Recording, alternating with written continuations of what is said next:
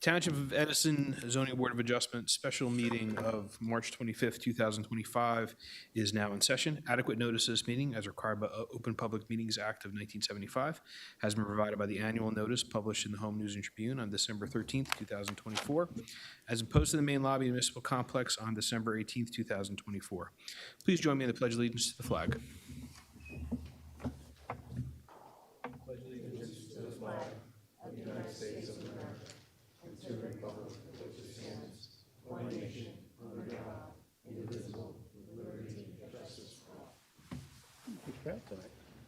Madam Secretary, roll call, please. Mr. Rivera? Here. Mr. Bignell? Here. Ms. Shaw? Here. Mr. Ayotte? Here. Mr. Johnny? Here. Mr. Chhabra? Here. Mr. Cerrito? Here. Mr. Schneider? Here. Mr. DeVay? Here. Mr. Siddhartha? Here. Vice Chair O'Gorman? Here. And Chairman Kamba? Here. Thank you. First, I'd like to welcome Mr. Johnny to the board as our new second alternate. Congratulations. Welcome aboard. We look forward to working with you. All right, Madam Secretary, minutes for consideration. Minutes of March 18th, 2025 for approval. What's the board's pleasure?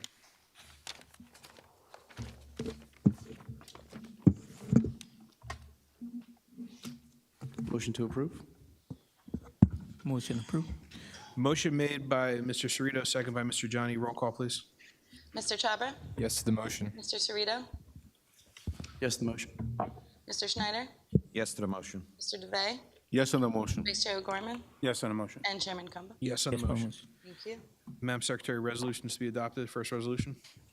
Z21, 2024, Dada Bhagwan Vigan Institute for approval.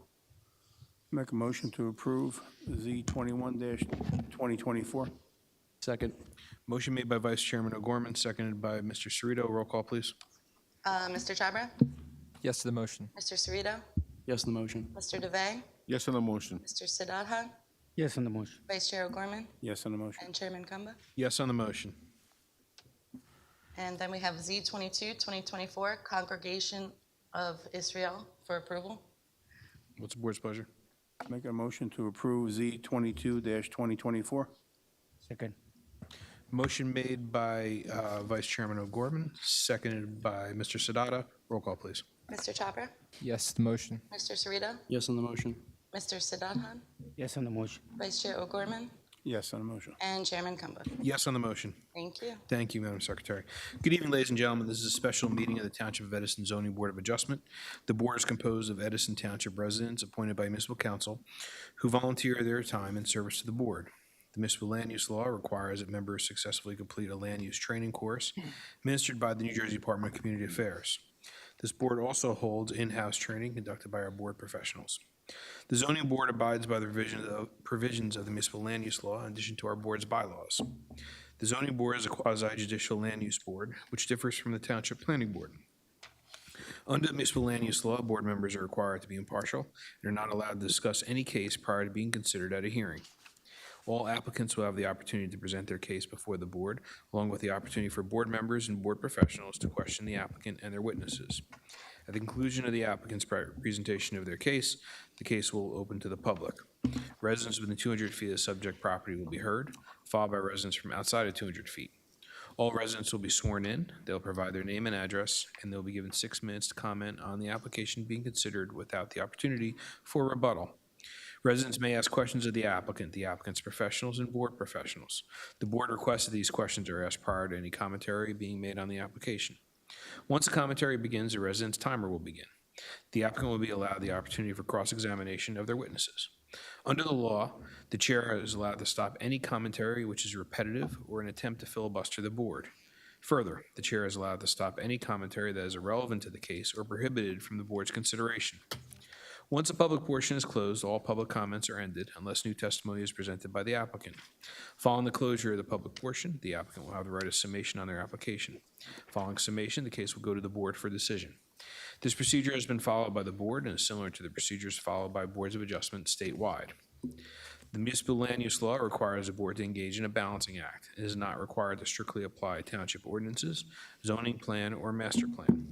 As a board of adjustment, variances are granted when appropriately necessary, following all legal considerations. As has been the case with prior boards, this board will see where we are at if we are still in session around 10:30 p.m. I ask that all applicants, professionals, and residents show respect to each other and be civil throughout all proceedings. I ask that you withhold applause, booing, or interrupting anyone while they are speaking. The chair will not tolerate any outbursts by applicants, professionals, or the public. Further, since most cases are being recorded by a court reporter, I ask that speakers do not speak over one another. Madam Secretary, first case on the agenda, please. Case number Z1 2025, Chirag Patel at 17 Parkerson Road. Applicant is seeking bulk variances to construct an attached garage to the existing single-family dwelling. The following standards have not been met. Building coverage required is 23%, proposed is 25.69%. Both side yard setback required is 18 feet, proposed is 13.15 feet. Affected property is located in the RB zone, designated as block number 1121, lot number 13, on the Edison Township Tax Map. All noticing paperwork is in order. You gentlemen can take the table over here, please.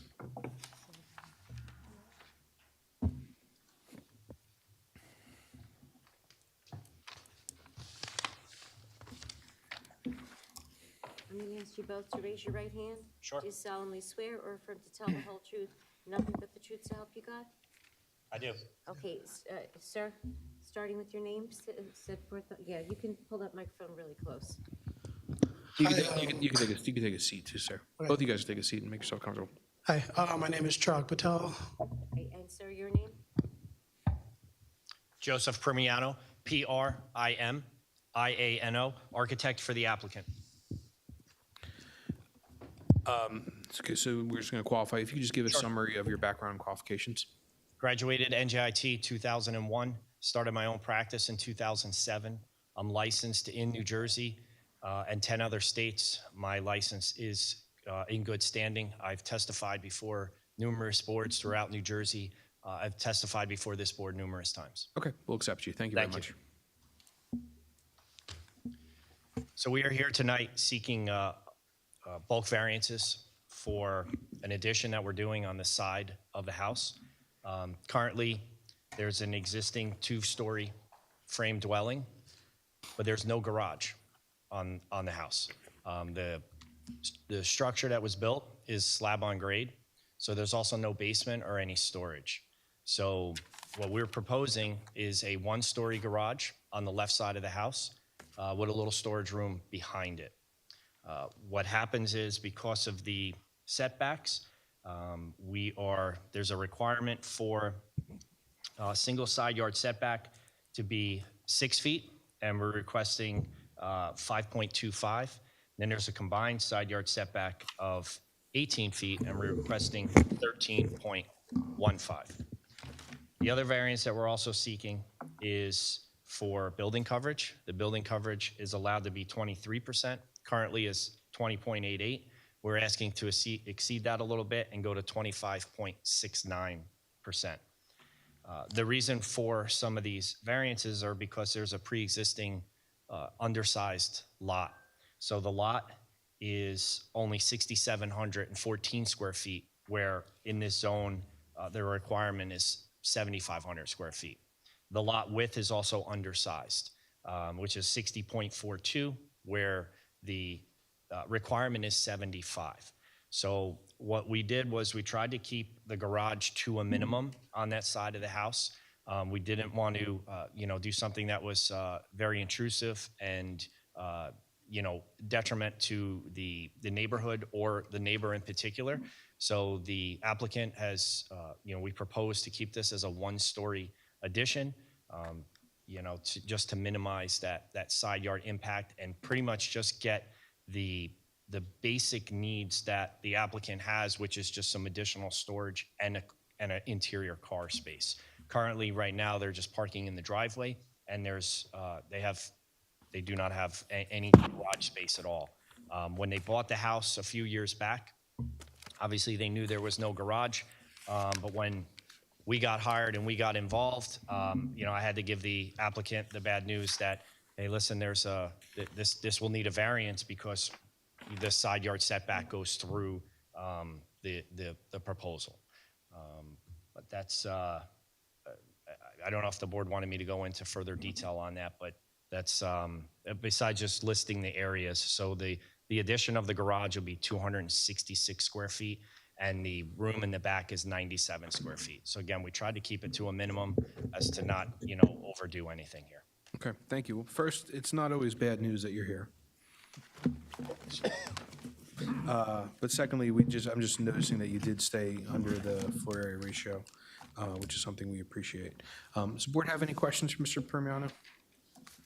Mr. Chairman, Mr. Dave? the purpose of this one-story addition is mainly storage or car garage as well?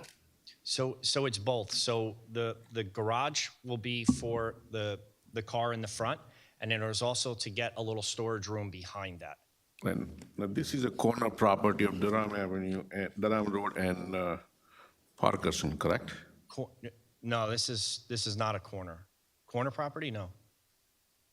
Did you say corner? Yeah, it says Durham Road and Oh, no, Parkerson. well, that's just on the property survey that they always give you the nearest cross street for reference. Okay, But that's, okay, got it. yeah, that's like 600 feet away. Okay. Yeah. Turn the page, you can see it's a through lot. Second page. Oh, I see it now. Okay, so it is not a corner lot? No. Okay, and you definitely want to use as a car garage as well, not just storage? That is correct. Okay, all right. Thank you, Mr. Chairman. Thank you, Mr. Dave. Any other questions from the board? Seeing none? Okay. Thank you very much. Do you have anything else to add, sir? That's it. Okay. Thank you. All right. So we will now go out to the public. Anyone within 200 feet of subject site wanting to be heard? If you're within 200 feet, you received a notice via certified mail. Anyone outside 200 feet wanting to be heard? Seeing none, can I get a motion to close the public portion? Motion to close the public portion. Second. Motion made by Vice Chairman O'Gorman, seconded by Mr. Schneider. All in favor signify by saying aye. Aye. Opposed, nay. The ayes have it. Public portion is now closed, and I'll go to the board. Mr. Chairman, Mr. Dave. I'll make a motion to approve this application. It is very de minimis request. It is not detriment to the neighborhood, not out of character with the neighborhood. There are no objectives. Second. Motion made by Mr. Dave, seconded by Mr. Schneider. Roll call, please. Mr. Chhabra? Yes to the motion. Mr. Cerrito? Yes, yes on the motion. Mr. Johnny? Yes, in motion. Mr. Schneider? Yes, in on motion. the motion. Mr. DeBay? Yes to the motion. Mr. Siddhartha? Yes to the motion. Vice Chair O'Gorman? Yes on the motion. And Chairman Kamba? Yes on the motion. Unanimous approval. You see, you said it was bad news, it was good news. Good luck. Glad to see you guys Congratulations. again. Good luck. Thank you so much. All right, thank you. Have a good evening. You too. Madam Secretary, next case on the agenda, please. Case number Z35, 2022, amended, Edison 687 developers at 46 East Side Ave. Applicant is seeking bulk and use variances to amend the preliminary and final major site plan to modify the interior of the existing structure for use of additional restaurant occupant. Standards have not been met in accordance with the master plan. Affected property is located in the GBH zone designated as block number 172, lot number 1.01 on the Edison Township tax map. All noticing paperwork is in order. Good evening. Thank you. Good evening. For the record, I'm Donna Jennings in the law firm of Walent, Skolben, and Spitzer. On behalf of the applicant, as was correctly indicated, the applicant is here this evening seeking amended preliminary and final major site plan approval with a parking variance on property located at 46 East Side Avenue, identified as Block 172, Lot 1.01 on the township's tax map. As the board will recall, a resolution was adopted in 2023, which granted the applicant their original approval with use variance and parking variances to allow a city MD to operate at the site.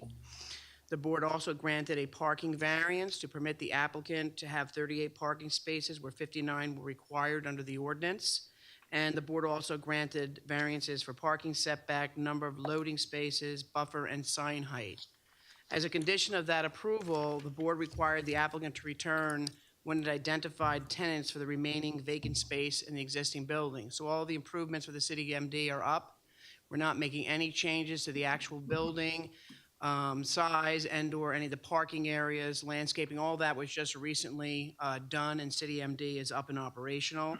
So we're here to identify the two new tenants. One is called Local Infusion, and there's an Indian restaurant, and In support of the application, we're going to call two direct witnesses, Matt Sharrow, who is the applicant's professional engineer and planner, as well as Andy Dravala, the applicant's traffic expert, to testify in support of the parking variance. I do have a representative of Local Infusion and a representative of the Indian Restaurant, but Matt's going to go through their hours of operations, et cetera.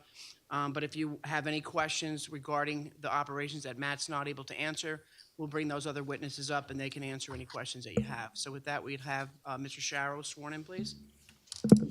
Raise your right hand. Do you solemnly swear or affirm to tell the whole truth, nothing but the truth, so help you God? I do. And state your full name for the record. Sure. It's Matthew Sharrow, Sharo. Mr. Shower, you could have a seat. If you could just provide the board with a summary of your background and qualifications, please. Sure. Thank you, guys. I'm a professional engineer in the state of New Jersey and a professional planner in the state of New Jersey. Been practicing engineering for over 20 years now. Work at Dynamic Engineering in Lake Como, New Jersey, 1904 Main Street. I've actually testified in front of this board for the original application for this project, so I am well-versed in this project. Your licenses are current and in good standing? My licenses are current and in good standing. Great. You may proceed. Thank you. Thank you. So, Mr. Sharrow, if you could, just for the record, the site plan here was prepared under your direction, correct? That is correct. And if you could describe the site and the surrounding site, if you're going to rely on any exhibits, if you could mark them into evidence, please. Sure.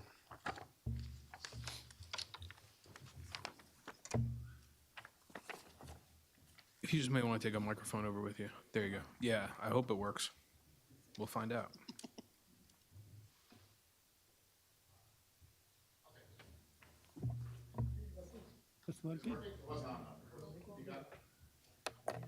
They just want to watch you walk back and forth.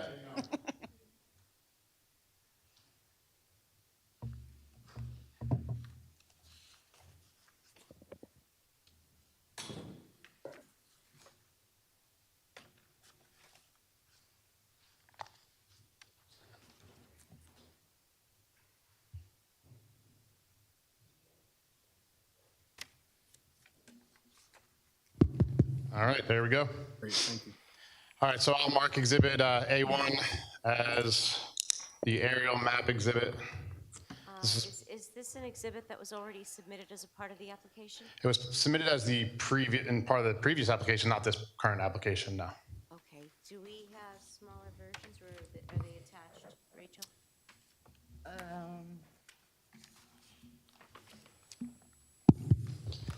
Whatever's in the packet, I don't believe this was a part of the submission. So I would So just we'd mark. ask if it's going to be marked as A1, that Ms. Jennings, you would provide that within the next 2 days to our board secretary in a format which You got it, no problem. maintained. Thank you.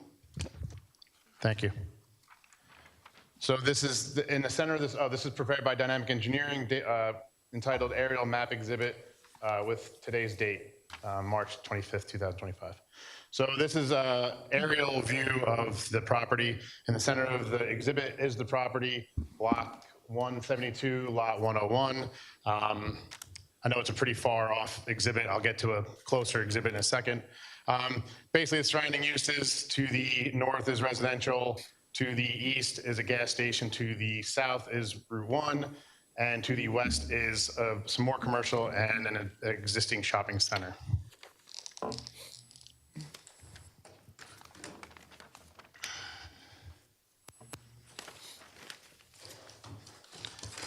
Second exhibit, A2. This is zoomed in aerial. You probably see this one a little bit better from your seat. This is aerial map exhibit 20 scale, prepared by Dynamic Engineering with today's date. Again, north is up to the top. The center of the exhibit is the property in question.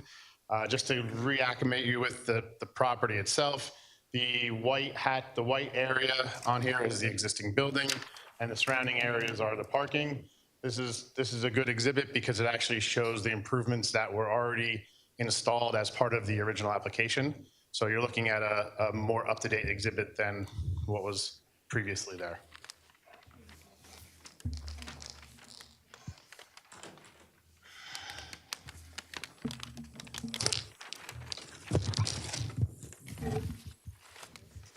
All right, exhibit A3.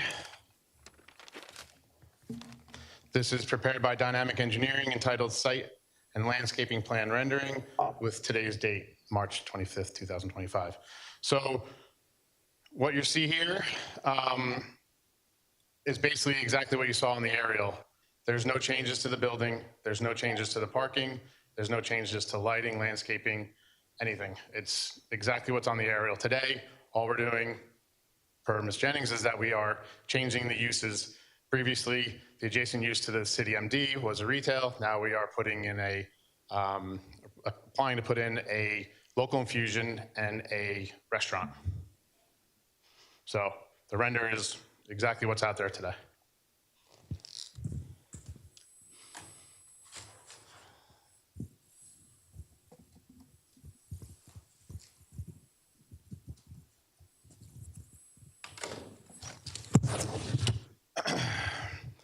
So this, I'll mark this as Exhibit A4. This is a black and white elevation of the building, front elevation of the building, created by Create Architecture and Planning Design. Essentially, on the right side, top image, right side of the exhibit is the existing city MD. Then in the middle, you'll have the local infusion. Then on the far left side, you'll have the restaurant. The facade that was previously approved is staying the same. Essentially, you're just adding a second sign for the restaurant. All of these exhibits are not a part of the application submission. Correct. I'm going to ask that all of them be provided. Absolutely, not a problem.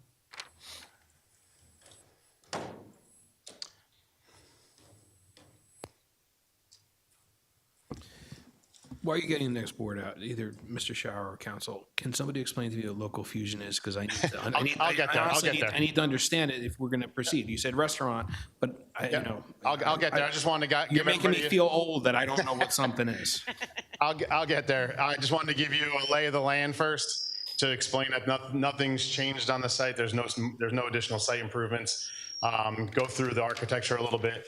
Go through the floor plans of both uses. Then we can get into the operations. And any other questions that you might Just have. before you proceed, I want to know what's a local infusion. A local fusion is basically, it's an office setting for people to come and get medications like chemo or, intravenous medications. So they have their own little space, chair.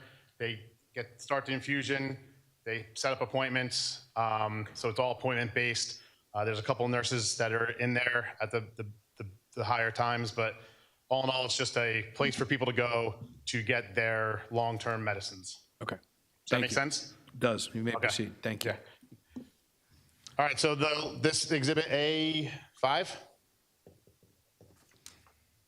Yeah, A5. So A5 is a pre and post picture of what the center used to look like versus what the center looks like in today's world right now with the city MD in action. So on the left side is before, where you saw the mattress furniture store, and then on the right side is the current view of the building.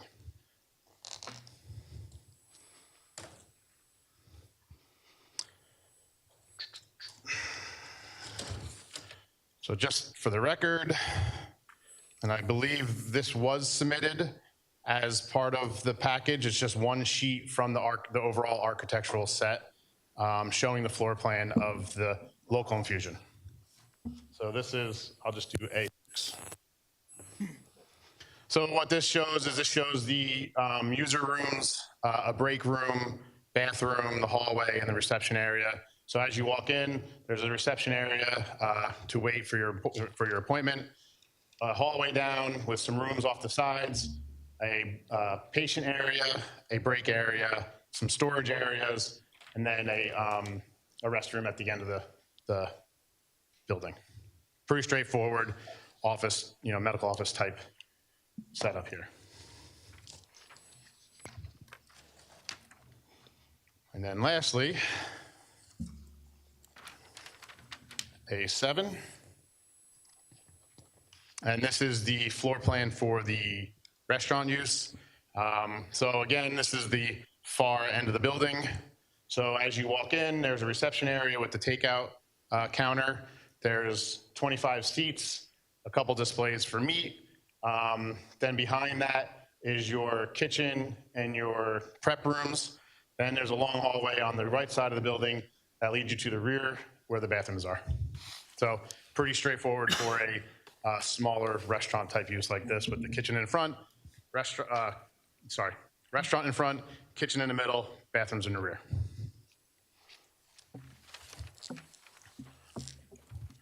That is all the exhibits I have. So I will get a little bit into the operations, yeah, and I'll sit down for this, if you don't mind. No, please go ahead. Getting all your steps in. I only had 2,000 left before this, so let me.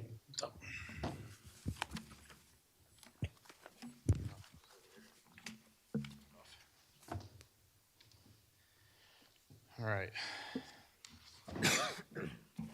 So I just want to point out a couple items. The city MD is now in operation. It opened its doors in October. Currently, it's running 8 a.m. to 8 p.m. As I stated, there's no physical improvements to the site plan at this time. All we're doing is changing out the use from a retail to the local infusion and the restaurant. From a parking perspective, what that does, because I know that was a big question that's part of the original application. From a parking perspective, the city MD requires, per your ordinance, 37 spaces. The local infusion requires 25 spaces, and the restaurant requires 18 spaces, for a total of 80 spaces required. And we do have a traffic engineer to talk about the parking situation on site and their memo that was submitted as part of the application. Deliveries will basically be the same as the city MD for the local infusion and the restaurant. It's typical mailing, UPS, USPS, FedEx, that type of deliveries. It's no big box trucks coming in, bringing in the infusions that are needed. To the restaurant, it's 2 to 3 deliveries a week for the food supplies, you know, your meats, your vegetables, produce, etc. Then this particular restaurant is looking to get one delivery of goods such as paper goods, plates, towels, etc. Once every couple months. That delivery will come in a van, like a mid-sized van. So from a perspective of the site now, there is no loading zone. There was none approved with the previous application, and that's because these types of uses do not require a loading zone per se for large trucks to come in and make big deliveries in a single time. They're smaller car vehicles, typical mailing type stuff coming to these uses. As far as the signage goes, the ID sign will remain the same. Previous application was for a city MD and 1 retail panel. The actual size of the sign, the ID sign along Route 1 there, will remain the same, just the retail panel will now be split into 2 panels. So area stays the same, setback stays the same, height stays the same, just that the retail panel will now be split into 2 panels for each of the added uses. As far as the building mounted signage, the the city MD obviously will stay the same. They have 42.373 square foot signs, one on the front facade, one on the side facade. The local infusion will have a 41.02 square foot sign added onto the front of the building. And then the restaurant will have a 23.52 square foot sign added to the building. That still meets your sign area requirements at 150 square feet total.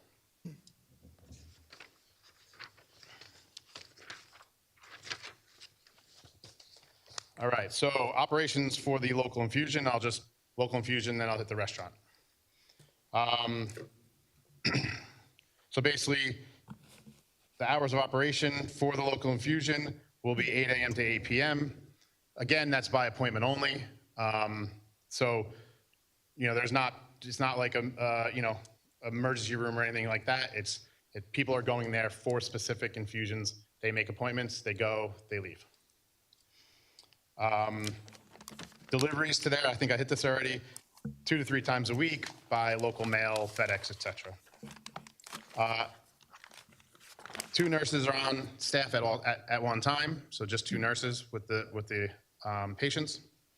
The nurses, just to clarify, the nurses are kind of a jack of all trade for this type of use. They are also doing the cleaning, the reception, taking out the garbage. So there's not another person doing that per se around the office on a given day. Typically, maximum patients at one time is 5, because that's all it allows for. There's no overlaps. They have a half hour between, so 5 patients at a time. Treatments can take up to a half hour to 3 hours. And as I stated, there'll be a buffer of about a half hour between each patient. So with that said, the parking need for this type of use in our calculation is 7. 2 nurses, 5 patients, maximum.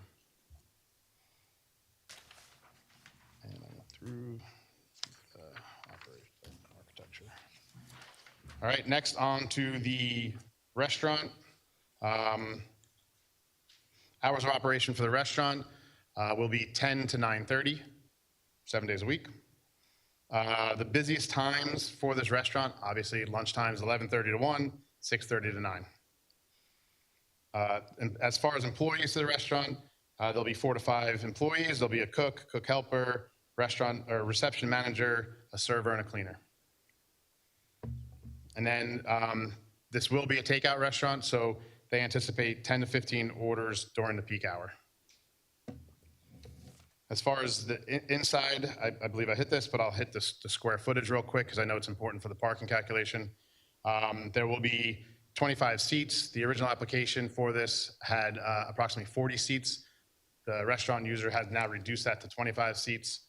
The kitchen square footage is about 700 square feet.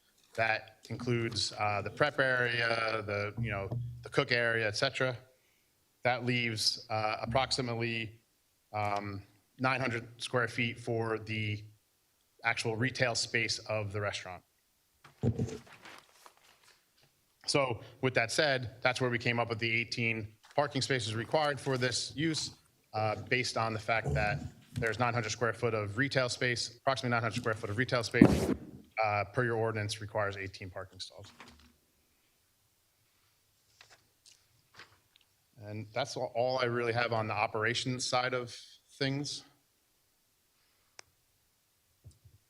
And the site improvements, as I noted, there are no new site improvements.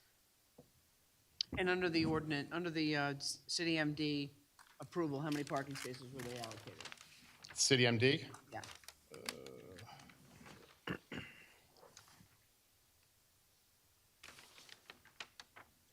Hold on a second.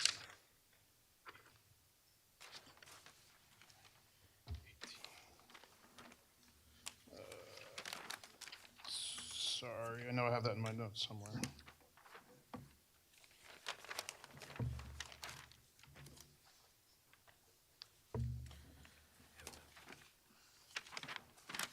What's their, if I told you 37, does that sound right? Allocated? Required. Oh, required, sorry, you said allocated. Yeah. And then how Yo, many? sorry, sorry about that. Yeah, required for the city MD per your ordinance is 37 spaces. Right, and what's the city MD demand? The city MD demand, I believe it was 9. I don't have that. My traffic engineer has that number. Sorry. Okay. Yeah. I won't confuse you. Yeah. Sorry. My traffic engineer has that number. And the local infusion, as I stated, 25 spaces, but the real demand for the local infusion is 7. Okay, that's all the direct testimony I have. Okay, thank you. I'll now go to the board. Any questions, Mr. Sharrow? Mr. Chair, Ms. Chhabra? I have a question for the applicant's engineer. Please. So just to confirm, there's no site improvements being made. Correct.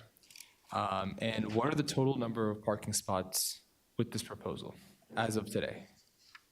Total number as of today. Shouldn't change, right? Yep, 59. No, yes. Okay. Sorry, nope, 38. 38. On your resolution for the city MD from January 17th, it says 44 are proposed. So is that a discrepancy amongst those 6 parking spots? Probably EV stations. Because originally you needed 59, you proposed 44. The variance was granted for those 15 spots. So now your current application is showing that you But that only have includes 30. the EV station. That includes the 7 EV stalls. Okay, Right, So we get credit for that. yeah. okay. So 7, it's the 44 with that EV credit.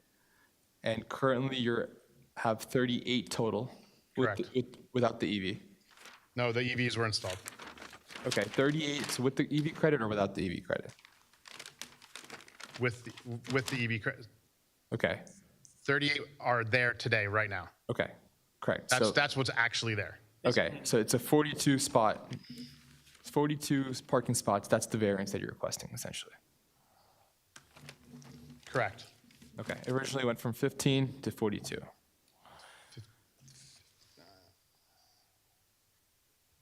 Well, if you, No. from the original approval, we had indicated that the IT requirement required 13 spaces for the city MD. So we had always indicated that the city MD only needed 13 spaces, but we had half the building left, so that's why we were required to come back and make sure that we found low-generating uses for the site so that the parking would be okay. So when you hear from the traffic engineer, he's going to go through the parking demand. It's only 7 for the local infusion and another 18 for the restaurant. So we'll get to the number that we have for parking spaces. And actually, you'll also hear from the traffic engineer, he went out there and did actual counts since City MD's open, and I think they've only been coming up 6 or 7 spaces actually being used, where we Okay. reserved 13 for City MD. Okay, thank you for the clarification. Sure. Sorry, it was confusing. Any other questions from the board? Mr. Chairman? Okay. All right. So CTMD currently is in operation, correct? Correct. Monday to Friday or 7 days a week? 7 days a week. And hours are 8 to 8, 8 a.m. to 8 p.m.? Correct. And any peak hours?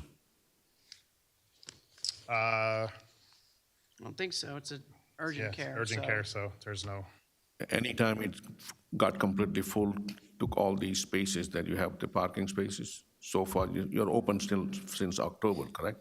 correct. Did you occupy all the parking spots any given time? I'm not aware. Our traffic engineer is here to talk about what they observed. All right, so you have 18 spots allocated for No, 13 for City MD, 13. CTMD 30. And then restaurant, you said, is it takeout or the seating as well? Seating and takeout. Seating and takeout. And hours are 10 to 9:30. Correct. Correct. And the peak hours are 6:30 to 9. And lunch. And lunch. And lunch, Monday to Friday or 7 days a week? Se- 7 days. 7 days a week. And if it is between 6:30 to 9, between takeout and if restaurant fully operational, how many spot you would need? 18. 18, per the ordinance. And for the infusion, Monday to Friday, 7 days?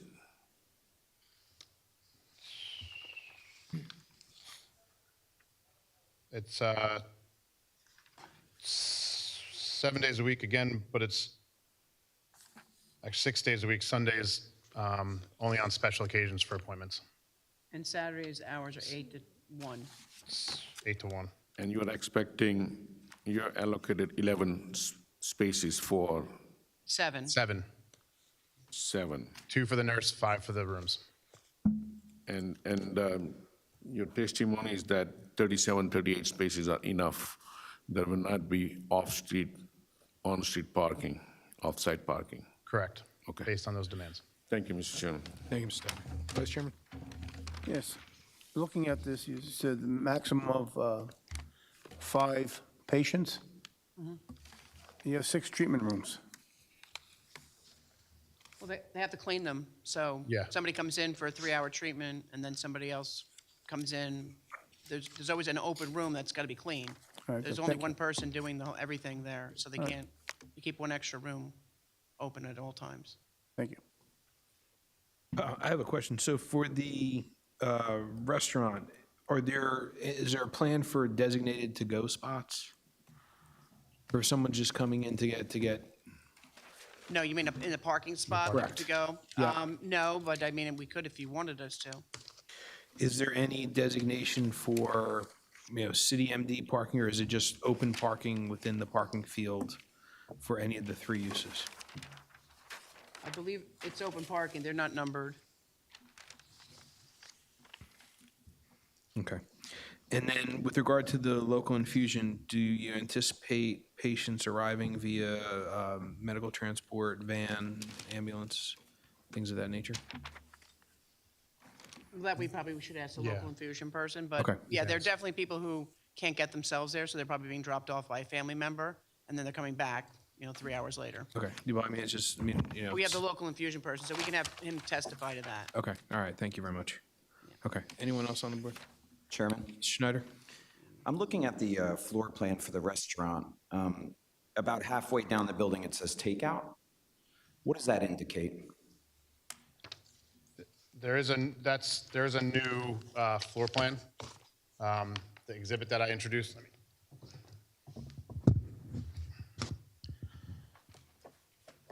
So the original floor plan had 40 seats. This new floor plan, per the exhibit A7, has 25 seats. And the reception, there's a reception area up front as you enter that has the reception / takeout desk. So there's that takeout that was on the previous iteration is not part of the plan anymore. It's a combination reception and takeout. So just for the record, so the plans were changed in between when you submitted this and? Correct. Okay, Thank you. thank you. Any other questions from the board? Okay. Mr. O'Barrow, Mr. McDonald, do you have any questions for the engineer?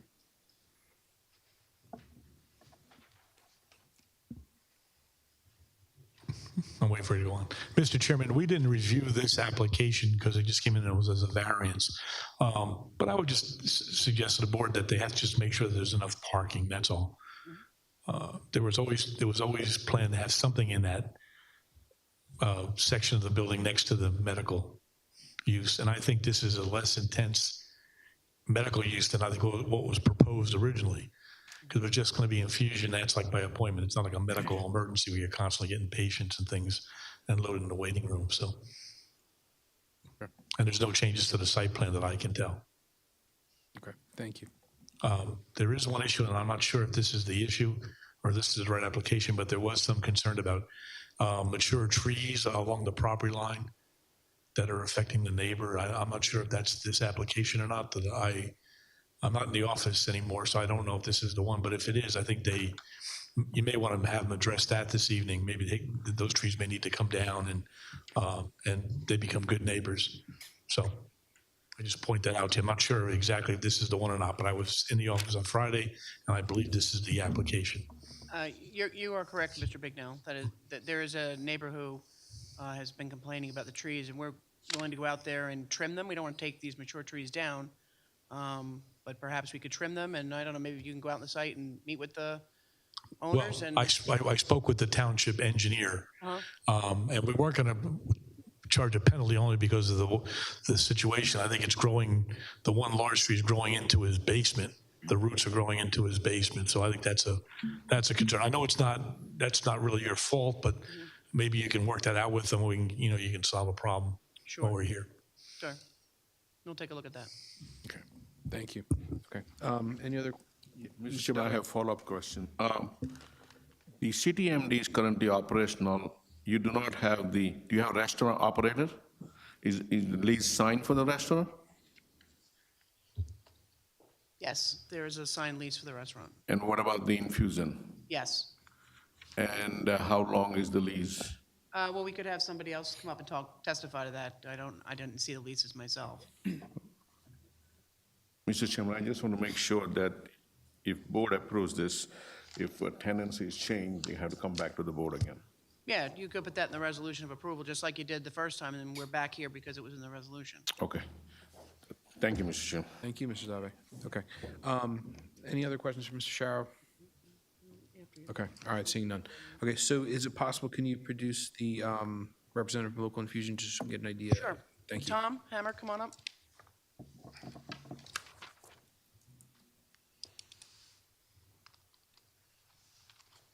Here, there, You could have a seat. sit over here.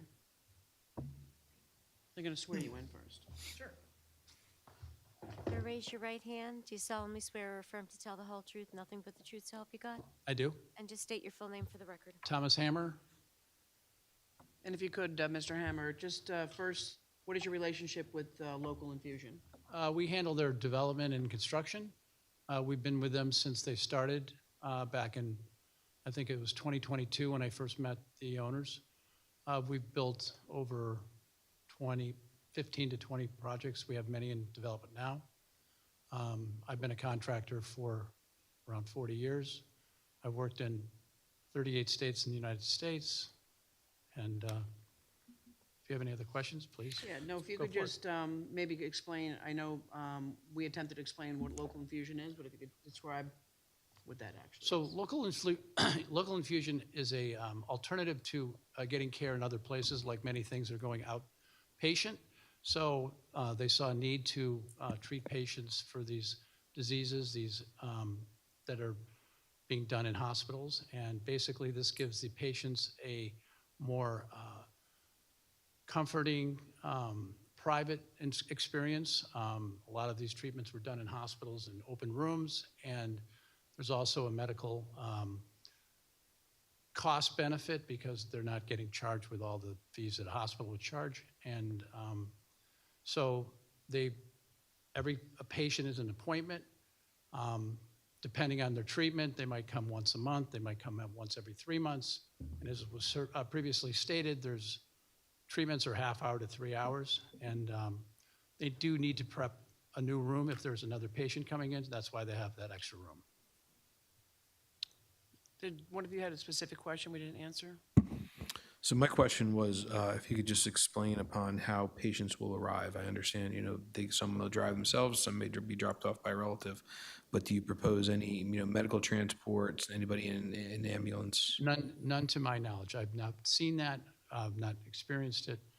We do like to have a handicap accessible ramp, which is required by code, but there's no transport services that I'm aware of or seen in any of the locations. Okay, we've done. thank you very much, I appreciate that.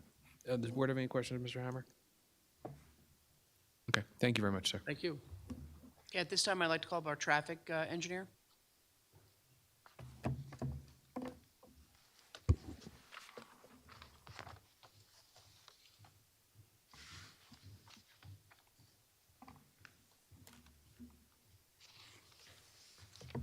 Right hand, do you solemnly swear or affirm to tell the whole truth, nothing but the truth, so help you God? I do. And just state your full name for the record. Andrew Jafola. And sir, if you could please provide the board with a summary of your background and qualifications. Sure. I'm a registered professional engineer in the state of New Jersey. My license is in good standing. I've been practicing traffic engineering for almost 18 years now, participating in the land development community, as a traffic engineer, reviewing parking requirements, traffic impacts associated with the projects. I've testified in front of boards throughout New Jersey, including Edison several years back, as well as New Brunswick, North Brunswick, South Brunswick, and several other counties throughout the state. Okay, we'll accept your credentials. Thank you very much. Thank you. And if you could, Andy, your office prepared a traffic memorandum and did a parking analysis with respect to the 3 uses to make sure that the site could handle all 3 of these uses together, correct? That's correct, yes, we And did. if you could just go through your findings for the board. Sure. I mean, to sum it up, and I think it's already been stated and summarized by Mr. Sharrow, but we really looked at the operations individually for the 2 medical uses on the site, and as well as looked at the ordinance standard for the restaurant portion of the site. In summary, and I'll go through the details, but in summary, the 38 parking stalls proposed for this site are sufficient to accommodate the parking needs for this project. There's no need to rely on street parking or any other parking resources. This project is designed to accommodate all the parking needs within the parking stalls that are proposed. Going through each of the individual uses, and again, I apologize, some of this was covered, but I'm just going to go through it. The city MD, the city MD has 13 parking spaces allocated for that use. That was the 13 parking spaces for that use was established based on parking counts that were performed at other urgent care centers in the area. So at that time, obviously, CityMD was not open. We're not able to count it. So we were projecting 13 parking spaces as being needed. Since then, since they have been operational since October, we did go out there and take parking counts at the site to see how did what was the actual parking demand for the site and compare that to what we had projected.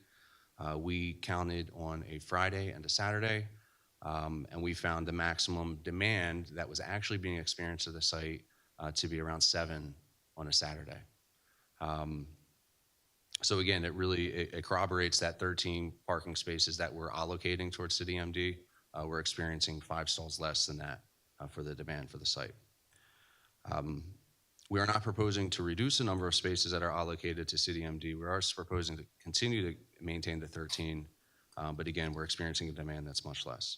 The local infusion, as you heard, with 2 nurses on site and a maximum of 5 patients, we're looking at a demand of 7. And speaking with the operators of local infusion, I've heard it numerous times that they don't expect to ever experience that level of demand. But that is what we're allocating towards the site. Again, you have 6 rooms, 1 for turnover. So the worst case that you could have would be 5 patients plus the 2 nurses on staff. And that's So again, that is- assuming everybody drives, each of the patient drives and the 2 nurses drive to the site. That is Right? correct, yes. We believe that a number of the patients are actually dropped off or get there by other means. Is that correct? Yes, that's correct. So again, that is 7 as a worst case for local infusion. We expect the demand to be less. That leaves the proposed restaurant. For the restaurant, we did rely on the ordinance for the number of parking spaces that would be required. The ordinance states that it is the maximum of either 1 parking space per 3 seats or 1 parking space per 50 feet of retail space. Running through those calculations, that works out to 18 parking spaces being required by the restaurant.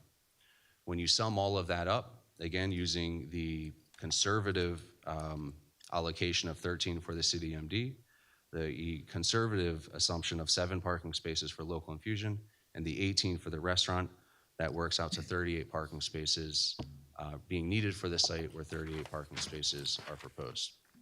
One other thing I'd like to just kind of discuss in the context of this. So this is already inclusive of kind of a worst case scenario for the CityMD and local infusion. But what I haven't talked about is really the time of day when the peaks of each of these sites are really going to be occurring for the parking. You would expect the restaurant is typically going to have its peak parking demand on a Friday evening or on a weekend. And the local infusion, although they are occasionally open till 8 on the weekdays, typically they close their doors at 5. They have one weekday evening where they are open after hours as late as 8 p.m. For people that are getting off work and they need to get to infusion. And in speaking with the operator, that late day is always going to be a midday weekday. So that would be a Monday, Tuesday, Wednesday, or Thursday, not on the Friday when you would expect that restaurant to require potentially its peak parking. And same thing for the CityMD. When we counted the parking stalls, we did, taking a step back to the local infusion. The local infusion, they, although you heard testimony that they would be open on Saturdays, just to clarify what that is and what I've heard from the operator, because we did ask that, is that they are opening on Saturdays, but it's really 1 Saturday a month, and that is open from 9 a.m. to 1 p.m. So again, those hours are outside of what you would expect the peak to be for the restaurant. Looking at the CityMD parking, when we look at how that demand is distributed throughout the day, again, you find the peak demand associated with CityMD to be typically in the mid-afternoon and in the morning on Saturdays. Again, these are periods of time that are not concurrent when you would expect the restaurant to have its highest use. So if we assume that they're all peaking at the same time, we have sufficient parking. And when we really consider the fact that they are not peaking at the same time, and that they are not, and that we are being very conservative in the number of parking spaces allocated to CityMD and local infusion, again, I'm more than comfortable that there's plenty of parking on site to support these uses, looking at the individual characteristics.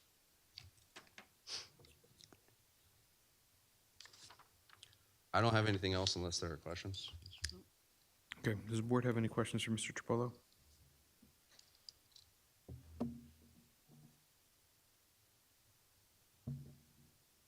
Okay, Okay, at this time, I'd like to actually call back Matt Sharrow to put a little planning testimony on, because we Okay, are absolutely. seeking a parking variance in order for us to allow these uses on the site.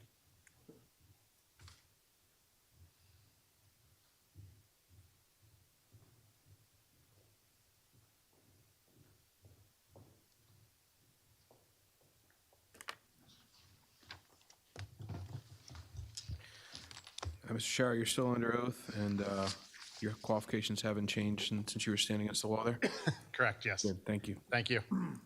So, Mr. Sharrow, you've heard all the testimony this evening, and you know that we're here to receive a parking variance. So if you could, for the record, indicate whether or not, in your professional opinion, the applicant is satisfied both the positive and the negative criteria in order for the board to grant the requested parking variance. Yes, in my opinion, based on the testimony from myself and the traffic engineer, the justification for the parking variance, based on the two uses that are being added, is sufficient and meets the requirements of the variance. And if you could, specifically, what positive criteria do you find are advanced? Sure, the positive criteria, purposes advanced under the zoning MLUL. Purpose A, to make appropriate use of development for the lands to promote public health, safety, morale, and general welfare. Purpose G, provide sufficient space in appropriate locations for a variety of uses. Purpose I, promoting the desirable visual environment. As you saw, the difference between what was there and what's being proposed today. And purpose M, efficient use of land. As far as, I know Ms. Jennings is going to ask me about the negative criteria next, so I'll just hit that very quickly. Negative criteria, the benefits of this proposal outweigh the detriments. The site can accommodate the demand for the parking of these three uses. There is no additional noise, odor, or traffic beyond what's there today. And it also allows for less impactful uses on the site to be proposed. And no detriment to the zoning plan. This use, the medical use was previously approved. The restaurant use is a permitted use. The applicant actually sought after tenants, knowing they'd come back here for the parking variance. So they sought after tenants that had a lesser demand than, say, a big commercial use. Obviously, the parking is complementary to the three uses that we have here proposed today. So that's the negative and positive criteria for the variance we're seeking today. Thank you, Matt. Thank you. Does the board have any questions for Mr. Shower regarding the planning testimony? Okay, seeing none. Thank you very much. Thank you. And that, in sum, is our case in chief. I think we took, the applicant worked very hard to find two users that would be low impact, that could finish filling up this vacant portion of the building. City MD is working out great. We think these are definitely complementary uses, and we would respectfully request that the board grant the requested relief. Okay, thank you very much. So we'll now go out to the public. We're going to begin with anyone within 200 feet of subject site. If you're within 200 feet of subject site, you received a notice via certified mail. All members of the public will be allowed for 6 minutes for commentary. You are allowed to question the applicant or any of their professionals, and we'll get started on that. So anyone within 200 feet of subject site wanting to be heard? Sir? You could approach the lectern. Is this okay? Yes, that's perfect. Okay. Sir, raise your right hand. Do you solemnly swear or affirm to tell the whole truth, nothing but the truth, so help you God? Yes, I do. State your full name for the record. You may have to spell your last and then provide your address, please. My name's Andrew Chelalgo. Last name is spelled Chelelgo. I live on Eden Avenue, right behind the property. If you What's could, your, sir, what's your address? my address is 52 Eden Avenue. That's block 171, lot 51. So before I start, I just want to commend the improvement on the site, because it's brought a lot of, the area looks nice. They put up a fence. and I just want to appreciate the work that has been done there. But I just have a few comments, and before the board can actually grant this variance, is to request that the trees on Eden Avenue adjacent to the property and also around the property are too mature and need to come down, because on Eden Avenue we have even a street lamp that does not, during the summer when we have leaves on the tree, you can check with the police department. We previously had a couple of night accidents on that road due to poor visibility at night. And I've called myself PSCNG to do something to the light. They tell me it's not, it's not their jurisdiction to cut down the tree, it's the property owner. Also, in addition to the trees, behind the property, no landscaping work is done. During the summer months, we have weeds growing up, no one comes to clean. The adjacent property, which is that houses the Dunkin' Donuts, behind it, they also come and clean on Eden Avenue. That is not done in the case for this property. So I would like to request the board as a caveat for granting this variance that those trees need to come down, and the owner needs to provide the dates by which they'll come down, and also agree to do the landscaping work during the summer months behind that property, because the leaves all over the place. We clean our properties and the leaves blow to our properties. It doesn't help us. Thank you. Thank you very much, sir. Counsel, would you like to? I don't think the applicant wants to take down all the trees. I mean, it's an unusual request to ask somebody to take all the trees down. We're always trying to keep trees up, but I think the applicant would definitely be willing to go out there and trim them back. And I'm not sure where he's talking about the landscaping. If it's not on our property, the client's not inclined to go on someone else's property to do their landscaping. If I may, please. Good, sir. On Eden Avenue alone, we have 10 mature trees. When you improve the site, you added 4 more new trees with no intention of cutting down. Those trees need to come down. I have pictures I can provide as evidence. If you can put up number 2, was it the annex or what do you call it? Yeah. And I could show you these trees. If you see them in the summer, at night, it makes our street look really bad. Thank you. Mr. Yaya, would this fall within your office's purview, or would this be engineering? Just bring. Yes, sir. Mr. Chairman, myself and the engineer can take a visit out there and inspect the trees. And I have a question. Is there an 8-foot fence between your property and the city MD? Is there a fence there? They put in a new vinyl fence, and one of my opposite neighbors, I think he's not the one who's here. He's not here, but he recently bought the property, and he's the one who's complaining about on the side of his lot, the trees are actually affecting his basement. And it lines up all the way on the side from Eden Avenue all the way to East Side Avenue. There are close to 10, 12 trees on that side. And on Eden Avenue, we have another 10 to 12 trees there. And they added brand new trees.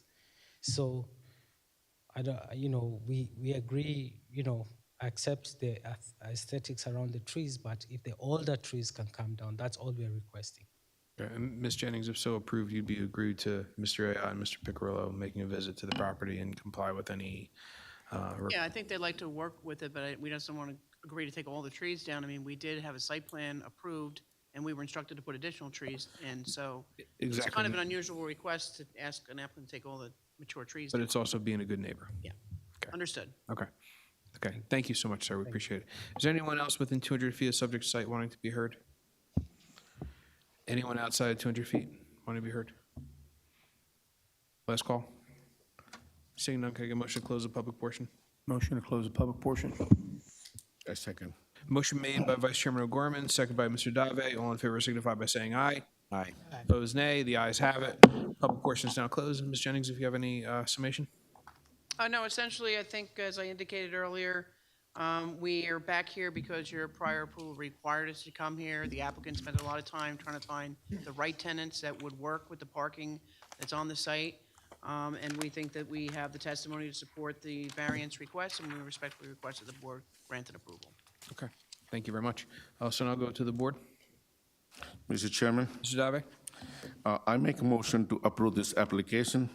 The applicant has met all the negative and positive criteria. The site is particularly suited for the intended use, particularly the infusion is the less intense use. This motion will also incorporate all of the testimony of the applicant, attorney, planners, engineers, and members of the board. It will also incorporate the following conditions. The applicant agrees to come back to the board in case the future tenancy is changed, one or more. And applicant also agrees to have no car park on the street. Applicant also agrees to follow up with the suggestions that zoning officer would make after the walkthrough. I'm also going to add that since there had not been a police review, that a police review letter must be obtained prior to final compliance being issued. Do we have a second? Second. Motion made by Mr. Dave, second by Vice Chairman O'Gorman. Roll call, please. Mr. Chhabra? Yes to the motion. Mr. Cerrito? Yes on the motion. Mr. Schneider? Yes to the motion. Mr. DeVay? Yes on the motion. Mr. Sadaha? Yes to the motion. Vice Chair O'Gorman? Yes on the motion. Yes. And Chairman Kamba? Yes on the motion. Great, thank you so much. Case Have a good approved. night. Congratulations. Okay, we're going to take a 5-minute recess before the next case.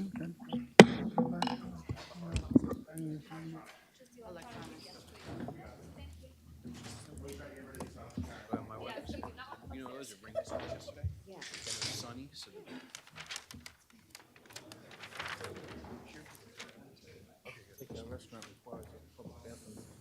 Why break? It's 5-minute case. That's gonna be long. No, it's not a public case.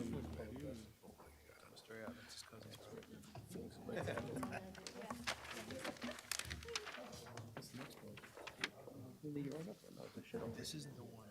This isn't the one. One second. South side. This is the one on No. Yes. So they're single, right? So they're still gonna have that site.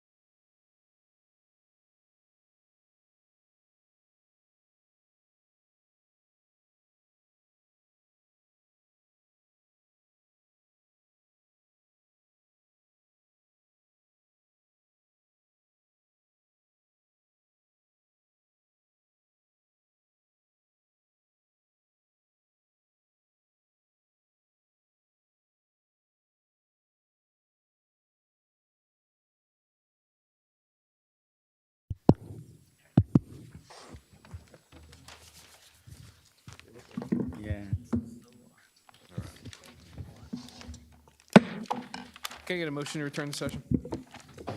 Motion to return to public session. Second. Motion made by Vice Chairman Gorman, second by Mr. Salato. All in favor, signify by saying aye. Aye. Opposed, nay. The ayes have it. Board is now in session. Madam Secretary, next case on the agenda, please. Case number Z3, 2025, Ultimate Collision Repair Incorporated, located at 280 Route 1. Applicant is seeking bulk and use variances along with minor site plan approval for the existing non-conforming use of the automotive repair. Standards have not been met in accordance with the master plan. Automotive repairs, minor body panel repair, and body workshops are not a permitted use in this zone. Affected property is located in the GBH zone designated as block number 337.08, lot number 1.22 on the Edison Township tax map. All noticing paperwork is in order. Good evening. Good evening, Chair, members of the board. My name is Thomas Garlick. I'm from the law firm of Murphy, Schiller & Wilkes in Newark. We're here on behalf of the applicant, Ultimate Collision, who is the contract purchaser of the property. So what's proposed before you is an owner-operated business. We're here tonight seeking site plan approval along with a D1 use variance for the proposed light truck repair facility at the property located at 280 Route 1 here in Edison, which on the tax map is block 337.08, lot 1.22. The property is located in the general business GBH zone at the intersection of Route 1, Woodbridge Ave, and Meeker Avenue, which results in a triangular shaped property. The property was previously, while the GBH zone does not permit the exact proposed use, small auto repair shops are permitted as conditional uses in the zone when operating in connection with the gasoline station. Here, because there's no gasoline station proposed or existing, because our proposed use extends beyond those services that are allowed under the ordinance, we're seeking a use variance. The property was previously used as a Mr. Tire, some of you may be familiar with, which based on their general services provided basic auto repair services, including brakes, mufflers, tune-ups, alignment, suspension work, and battery and general electric work on vehicles, as well as maintenance work like oil and other fluid changes, and of course, tire changes. Again, there's no gasoline station previously existing with the Mr. Tire operation. With the application before you tonight, the applicant proposes to occupy the existing building with minimal physical changes. Essentially, the applicant proposes to restripe the lot and relocate the dumpster. Mr. Tire had placed the dumpster, I don't know if this was permitted or not, but in one of the parking spaces, we're now proposing to move it to a corral that's on the eastern side of the building. Regarding the board planner's comments, which we've received as to lighting and landscaping, given that what we're proposing is a general change of use, we were not proposing any changes to either of those items. The applicant will operate a similar business out of the building from Mr. Tire, which we refer to as a light truck repair facility. Essentially, the applicant will provide appointment-only services to owners of electric vehicle delivery vans. These are going to be customers who own fleets of delivery vans. They're not going to be individuals. They're not going to be open to the general public. The typical van that some of you may be familiar with is the Rivian Amazon electric van that you may see on the road today. The applicant plans on working with other automakers of these EV vans and obviously other couriers, but that's just an example for the board's understanding. And I know I mentioned earlier that it's not open to the general public. There will also be no walk-ins. This is really just an appointment-only service. Applicant anticipates 3 to 6 employees at the location with hours of operation between 8 a.m. and 6 p.m. Monday through Friday, 8 a.m. through 4 p.m. on Saturdays. Typically, and I know I submitted a letter to the board that kind of outlined all this, but I just wanted to quickly summarize it as an opening. These EV vans may be on the property for several days. It's just simply awaiting parts and repairs. But I want the board to understand that these EV vans are most valuable when they're on the road delivering packages to customers. So the idea is really that these vans are going to be scheduled, arrive, and get serviced 1 to 2 days. There's an off chance that a vehicle may be on the lot for 1 to 2 weeks just because there's a delay in a part. There will be no storage of equipment on the outside of the property. Parts and any fluid will be disposed of properly with the appropriate disposal haulers. Apart from vehicles that may have some dents and minor broken pieces, like a broken mirror or a bumper, junk or totaled vehicles will not be on the lot. In terms of service, again, I provided the board with a letter dated March 14, 2025 that detailed the anticipated services on the site. We know we're coming in for a use variance here. We wanted to be very clear and transparent as to what those services involved. And that was provided so that the applicant and the board are on the same page when reviewing this application. There's two categories of services being provided: mechanical repairs services, as well as some auto body. The mechanical work is basically going to mimic what Mr. Tire has provided in the past at this location. There's not a dramatic change. One thing I will point out is that these EV vehicles do not require oil changes. So there will be no oil changes completed on site. Any fluids like coolant, antifreeze, to the extent that it's required, windshield washer fluid, will all be stored in a drum that's picked up and hauled away. But there's no concern as to oil on this location. In terms of the body work, which I know that the ordinance points out, this is, I'll call it light body work. In modern times, we're not required to do welding. There's not heavy work being done. The applicant uses what they call a paintless dent removal system, which they just adhere some tabs to the part of the panel that's dented. They use a tool that basically pulls that panel, that dent out, and they apply some Bondo to flatten out the dent. And they may apply some primer using just basically a spray paint can to the spot to secure it so that it can be taken off-site and painted. There will be no painting done at this location. Painting will either be done off-site, or if a panel is prepared off-site, it'll be brought in and then basically just applied to the vehicle. So basically, a fender may come off and a fender replaced. All work will be done indoors.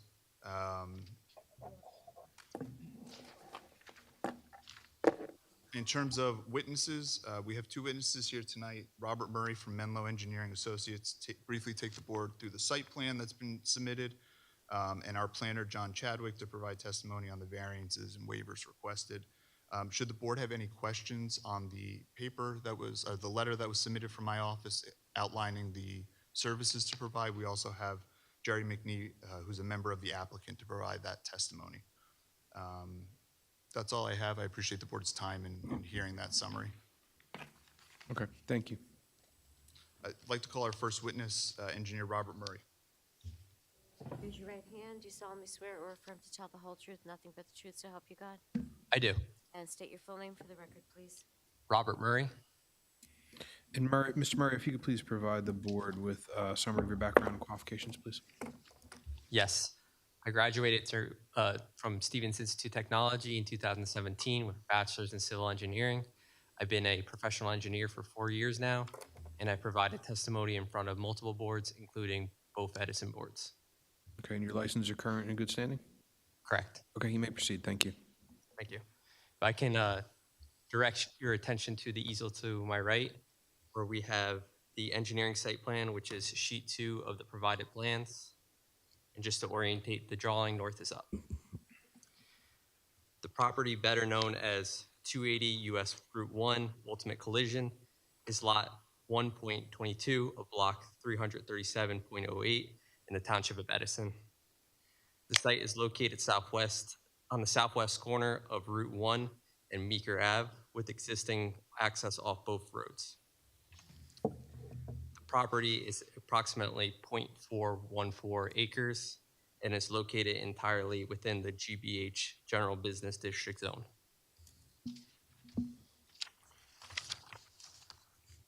The site is surrounded to the north, east, and west by commercial uses and to the south by residential uses. As it exists today, the site is currently a 4,372 square foot auto repair shop. No site improvements have been proposed besides restriping of the existing parking. Circulation will remain the same. There are 15 existing parking spaces where 5 are required, and there are no changes made. The site plan is not considered a major development, so no stormwater management is required. Provided on the plan are the existing nonconformities, which include lot area, lot width, lot depth, front yard setback, side yard setback, parking setback to property line, and parking setback to building. None of these are changing. Waivers include a waiver for the lighting analysis, and as suggested by Hank McNell, waiver for the pipeline buffer and the tree replacement ordinance. I've had a chance to review the board professionals' letters, and we have no problem with addressing the comments subject to the requested waivers. Mr. Murray, if I could, just real quickly, is there a proposed location for dumpsters on this site? Correct. There is an existing dumpster enclosure on the east side of the building. And that's where the applicant proposed to place dumpsters? Correct. And the applicant proposes to use a private hauler for those dumpsters? Correct. That concludes my testimony. If the board has any questions. Okay, so we're going to go through the board professionals' reports. We'll start with the Delaware Route and Engineering. Mr. Bauer? Thank you, Chairman. Just a few questions. Can you clarify, you said it's an existing dumpster area or an existing refuse area, but you're proposing to put the dumpsters there. So I just want to be clear, what, is it a fenced dumpster area? Correct. We may be saying that, I'm sorry. Does it have self-closing gates? I believe there's a gate. Yeah, there is a gate. If it's a requirement for self-closing gates, we'll have to install that. We'd be Yes. agreeable to that. Okay. And I know it's an existing site. Can you explain how deliveries are presently handled? Proposed or existing? Both. I don't know if we have knowledge as to how Mr. Tire received deliveries, but the applicant's proposing basically UPS trucks that would, not UPS trucks, but small delivery vans that would be delivering parts. So like an auto parts wholesaler might be visiting the site with a small van, pull up, drop off the parts and leave. Okay. We're not expecting any large vehicles, large 18-wheelers that are doing major deliveries or anything like that. So it's like an SU-30 size vehicle. Okay. And what are the hours of operations of the facility? Monday through Friday is too many papers. 8 a.m. to 6 p.m. and Saturday is 8 a.m. to 4 p.m. Okay. I think that's part of one of the things we were looking at, and echoing Mr. Bignell's comments, was regarding the lighting. We didn't see anything on the existing site there now, and it does get dark prior to 6 p.m. So I don't know, we might want to look at the lighting meeting the current ordinance. So I believe there's, and correct me if I'm wrong, there's 5 wall lights on the existing building. Mr. Crowd, can you bring the microphone, either sit Yeah, closer or bring the mic? Okay, there you go. I apologize. Thank you so much. Yep. There's wall lights on the building, which the applicant planned on utilizing and keeping on. Yeah, we might need a little bit more information to see what sort of light levels are being provided on site now, just to make sure that keeps the area safe. Okay, we could.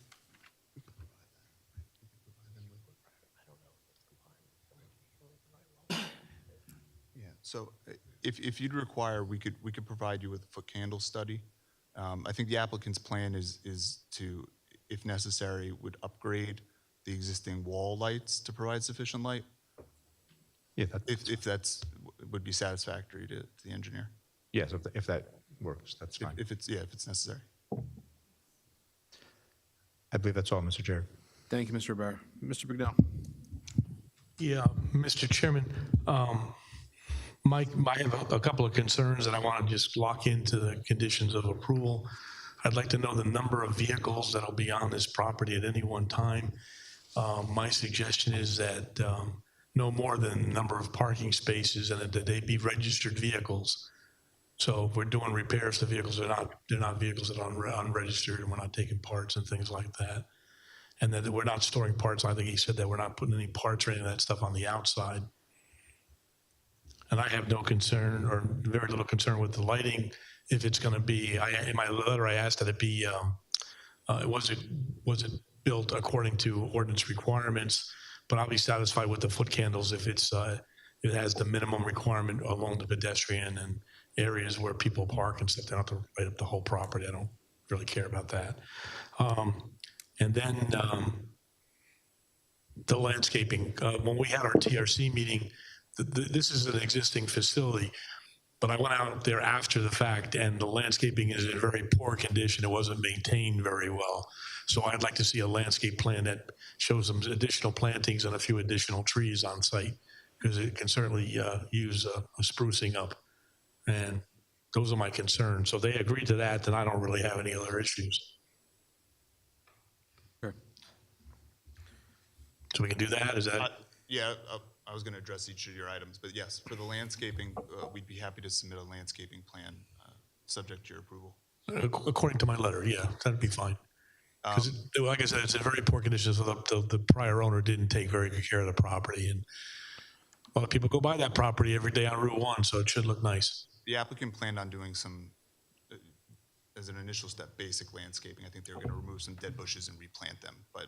But we wanted a few extra, trees or we can talk about that. That'd be fine. And then the number of vehicles, I'd like to lock them into a number of vehicles so that they can never exceed that on site. And I meant to mention that when I was providing my summary, so I apologize.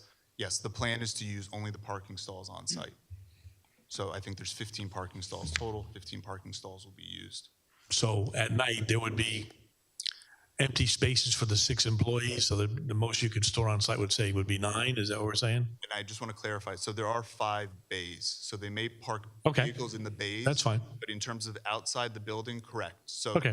there will be vehicles parked outside that are going to be repaired. I just don't want to go by and see cars all over the place and, it not being maintained properly. Completely understood. Okay. So Just to echo Mr. Bignell's point, like my request would be that they all be surface parking. No double deckers, surface parking spots. That's it.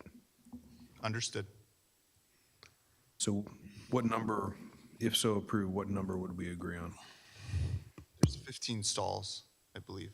Okay, so 15. 15 vehicles parked outside. No. To the planner's point, right? There'd be 15. Less the number of employees. So Yes. 15 vehicles less the number of employees at the site. So we're looking at 9 parking, any more than 9 at night or around 10, that would be a maximum outside. 15, well, in the event that we've represented that there's usually 3 to 6 employees on site on a given day. So it might flux a little bit. But Well, you may have a customer show up too. So I'm talking about when you open up in the morning, there has to be a place to park those vehicles when your employees get there. Yes. So those spaces need to be open. So you can park 9 outside and still have 6 to park your employees. Can I represent that there be sufficient parking so that there's sufficient spaces for the employees to park? Not if you want this board to approve. We're going to land on a number. Yeah, we need a number because we went through this over in a different facility and that wasn't the case. And so I'm not, I'm a pretty trusting guy, but.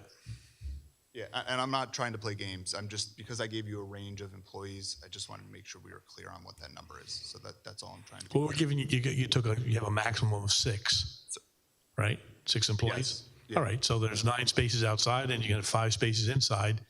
You're still parking 14 vehicles on the property. Yes, fine, we're fine with that. Okay, but that should be on the conditions of approval, an exact number. So when Mr. Ayad has to go out there and look, he knows. No more than 14 vehicles. Thank you, Mr. Bell. Mr. Bell, do you have anything? Go ahead, I'm sorry. Don't get confused. No more than 15 vehicles, but there has to be 6 open spaces at night. So no more than 9 vehicles parked outside every night. All right, so there's a place for the employees, a customer to pull up so they can park and not block everybody else. Again, and then there's no parts, there's nothing left outside during the day. It's all inside the building. If it's going to be, repair a vehicle. Okay. Thank you. Thank you. Okay, does the board have any questions? Mr. Chairman. Mr. Dabe? So the current use of the premise is what? It was a Mr. Tire. I think they vacated end of last year, roughly. I don't know the exact date, but I know in the middle of last year they were still operating. But it What was the use? It's a Mr. Tire location, so my understanding is that they did general maintenance and mechanical repairs to vehicles. So suspension repairs, tire replacement, brakes, muffler repair, alignments, things like that. So that is part of the use that's being proposed by the applicant for these EV vehicles. Basically car, vans, SUVs, not trucks. I don't know. They may have done smaller commercial vehicles. I don't know if that's. Right, so the intended use now, the proposed use is also electrical vehicle, EVs? It's EV delivery vans. So Okay, what's the size of the vans? Like a truck size or it's a box truck?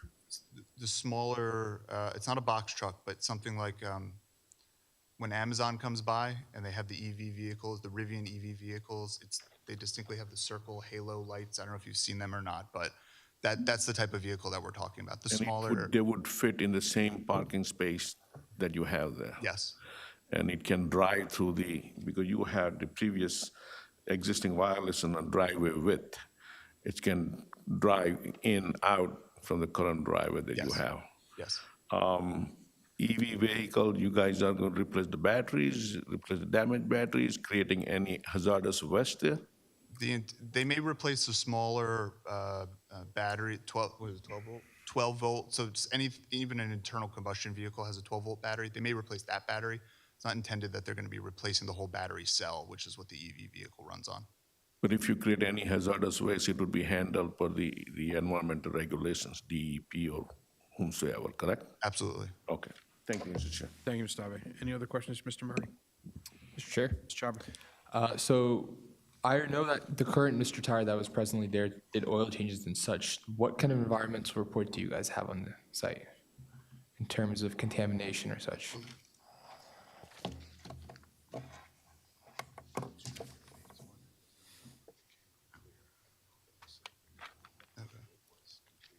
So the applicant, as I mentioned earlier, is the contract buyer for the property. So they did a phase one and it came up clear there was no need for a further phase two. Okay, and would you be able to provide that phase one? Yeah. we To the could board? Yes, we could provide that. Okay, and my next question would be back to the point for the truck repair. So you're saying the largest size would be a Rivian Amazon truck or van? Roughly, there's different companies that make similar vans, and obviously there's other carriers, there's Okay. not just Amazon, but that's the general size vehicle.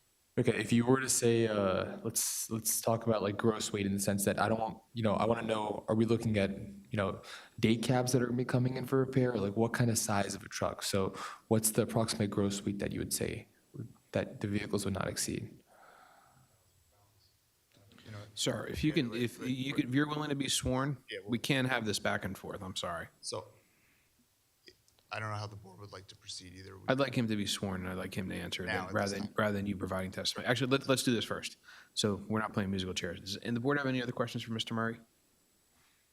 Okay, seeing none. Okay, please proceed. So Thank you. I'd like to ask Jerry McNee to come up and provide any answers to the board.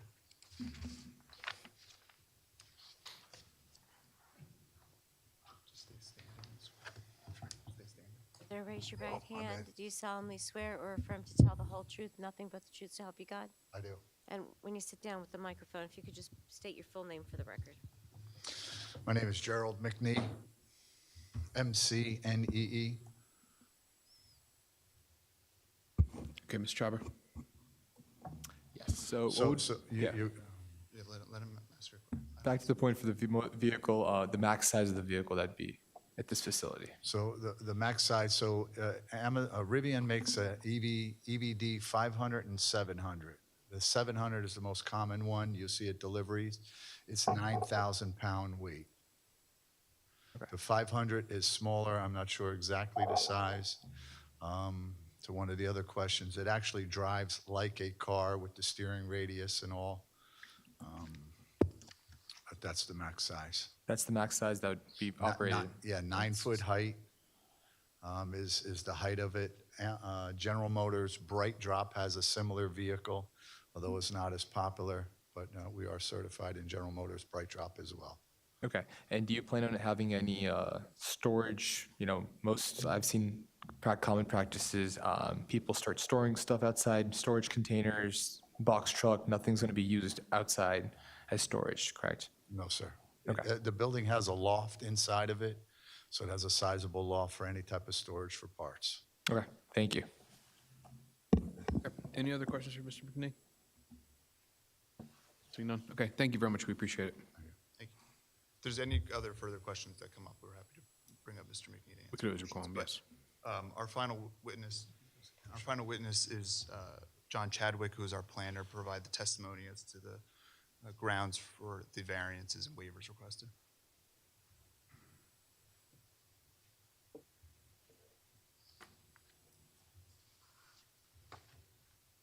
Sir, do you solemnly swear or affirm to tell the whole truth, nothing but the truth, so help you God? I do. And state your full name for the record. John Chadwick, Chadwick. And Mr. Chadwick, you've appeared prior before this board. If you just please provide us with a summary of your background and qualifications.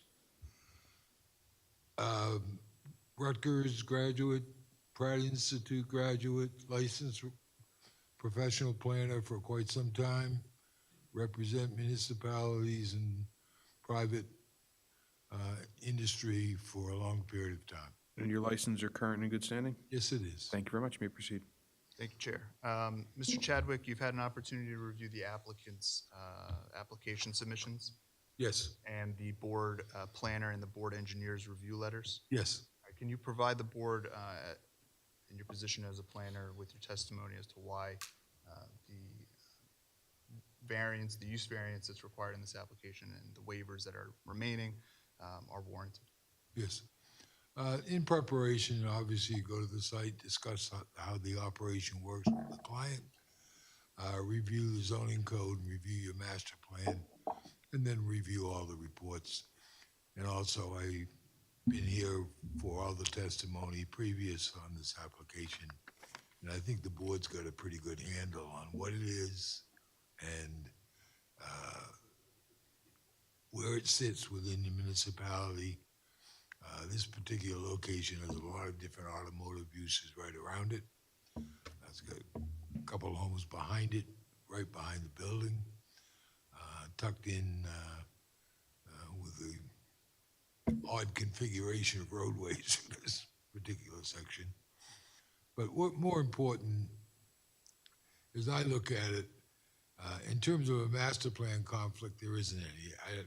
The master plan is a general document. It talks about highway uses. You have a whole, almost 2 pages of listed permitted and conditional uses in your ordinance. We don't comply with all of the standards of that, and it's been testified to, and Tom has listed to you what our conditions or boundaries that we would establish for this particular use. And I think that's the important part of the planning issue here, is what controls have been offered, because really to distinguish this use from what's already been there, there's some distinguishing factors. However, I think what's more important is the comments that Henry Rignell offered. There'll be absolutely no outside storage of any parts or any containers, which gets to the basic maintenance or appearance of the site. The number of vehicles that would be stored outside and what their condition are, I think you have a good handle. These are probably mostly fleet vehicles, and they're going to come here on as limited time period as they can, because they don't make any money if they're sitting in a repair shop. So the turnover is probably going to be scheduled through both the client and his customers. So I think that also is a very important part. The site itself is a tired-looking building. The landscaping hasn't been maintained, And I agree with Mr. Bignell, a practical landscaping plan to his satisfaction would make sense. I'm not sure we can add trees, but we certainly can clean up what has been left to go wild. The building or its presentation in and of itself is a relatively bright color, and we intend to change that completely and make it a more subtle presentation. There's signs all over the building. We're going to take most of them down and resubmit a plan that's in full compliance with your zone regulations for this particular zone.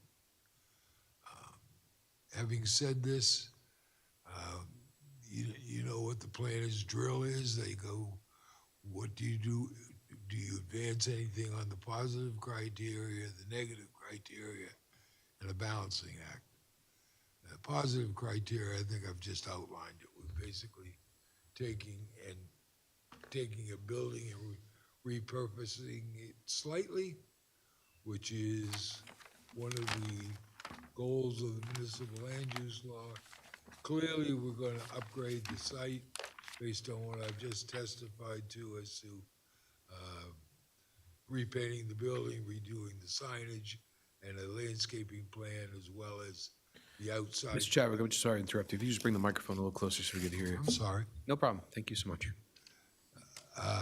In terms of the basic upgrading of the site is more than just a general maintenance, but really a redo of its appearance. I think those all advance the purpose of the municipal land use law. In terms of a negative impact, I see none. I think we're upgrading a building that's let go be very tired. We put guardrails on how the site can operate, no outside storage, limitation in terms of the number of cars, and upgrading its basic appearance. So I think all of those go to a support of the grant of the variance. Thank you. Okay. Does the board have any questions for Mr. Chadwick? Okay, seeing none. Thank you very much. You're welcome. Okay, counsel. That's all I have, Chair. Okay, great. So we'll now go out to the public. Anyone within 200 feet of the subject site wanting to be heard? If you're within 200 feet of the site, you should have received the notice via certified mail. Sir, would you raise your right hand? Do you solemnly swear or affirm to tell the whole truth, nothing but the truth, so help you God? I do. And if you could please state your full name, provide your address. Yes, it's Kenneth Cunningham, and I'm at 13 Meeker. You may proceed, sir. Thank you very much. Okay. So, I mean, I've been speaking before this board before when Mr. Tyre was going up, and we heard great presentations just like this, telling us how it wasn't going to affect our neighborhood and everything. And it's been anything but with all of the vehicles being dropped off right on Woodbridge Avenue in front of the dealership, not inside their lot like they said they were going to do. So I'm hearing a lot of things here that make me concerned. So I've spoken with all my neighbors, so I'm representing the neighbors from 6. Sir, the board cannot hear you representing anyone else. You're not Okay. an attorney, so you can Okay. only testify as to what you'd like Okay, the board perfect. to know. Okay? Perfect. All right. So with regards to the concerns, I mean, right away, we could talk about Mr. Tyre and how Mr. Tyre operated. And when they did operate, a lot of their business overflowed onto our block in several ways. When they talk about, no large trucks coming in to make deliveries and stuff like that, it's a little difficult to say that a vendor wouldn't bring in a larger truck. If they're going to be picking up the trash, of course, that's a large truck. Our street is in horrible condition. The whole street is horrendous. We flooded down the end of our street 5 times in the last month. They just got the storm drain cleared up. The reason why the storm drain was blocked up was because everything was flushing down into the storm drain from the street being in such bad shape. Part of that was being caused by the amount of vehicles that kept coming in at the top of the street from Mr. Tire, or when Minnie was having the truck for dropping off the cars, would park for a while there. They were parking right on the street overnight, and we ended up, calling the police and getting that kind of disbanded. So, in that, there are definitely concerns for us. One of the things that raised a major concern for me is you're talking about these vans. These vans are fairly large in size. When you consider that they're going to park them in those parking spots that are facing Route 1, right on the jug handle there, it makes it nearly impossible when cars are parked in those parking spots for us to be able to see and safely come out of our street with people speeding off of Route 1. Now, if we're going to put these big vans, it's like putting a wall there and us being expected to try and figure out how we can come out safely without getting sideswiped. I've got a 17-year-old daughter who's just about to get her license. I'd really hate for that to become her tragedy right there. The thing with the hazardous waste, them doing a report on the hazardous waste, there are several drums in the back of the building that are sitting there undisclosed as to what's in those drums. But if that's listed within the hazardous waste report, I'd like to see it, because it just doesn't make sense to me that those would have remained on the site once everything was cleared out from Mr. Tire. That all should have been taken out and gotten rid of. So just what I'm trying to say is, we don't want to stop anybody from developing that property. I don't want to see anything stop development for our town and everything like that.